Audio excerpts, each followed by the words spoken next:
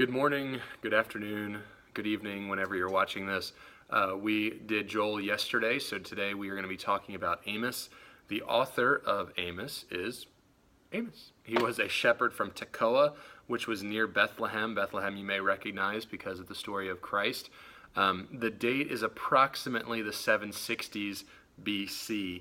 The key theme about the book of Amos is that real religion isn't just some ritual, but it's about treating people with respect and justice and all of that. So some of the details about this are a lowly shepherd, Amos, takes on the rich Israelite higher-ups. So he goes and he talks about condemning their treatment of the poor, about their worship, all of these different things he takes on.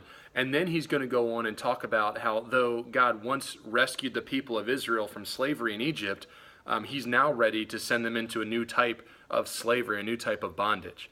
And that's seen in through a vision in Amos where he sees a plumb line, which indicates that they're not measuring up to the line that God had required them to be at, what he had asked them to do. And then he also sees a basket of ripe fruit, which indicates that the children of Israel were ripe for God's judgment. They were ready because of their disbelief, because of what they were doing. They were ready for God's judgment. Some of the quotable verses about Amos or in Amos are chapter 4 and verse 12. It says, "Prepare to meet thy God, O Israel." That could be a good thing, but it can also be a very scary thing when it's talking about judgment. In chapter 5, verse 14, it says, "Seek good and not evil, that ye may live." And then in chapter 5 and verse 24, it says, "Let justice roll down as waters, and righteousness as a mighty stream." The first and second one you hear a lot more than that third one. But one of the unique things about this book is that Amos was a native of the southern Jewish kingdom of Judah.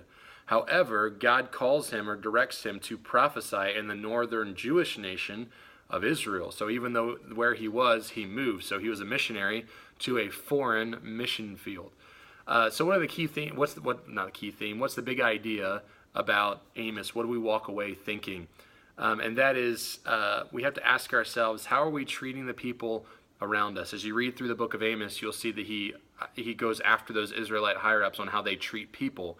But in God's eyes, how we treat others is an indication of our true spiritual condition. We love others. We love him because he first loved us, but we have to love our brothers and sisters because Christ loved us. All these different things, and especially in 1 John and then James and things like that talk about how we prove our love for God by loving other people. So that's the question today is, how are you treating the people around you? The teen of the day today is Landon.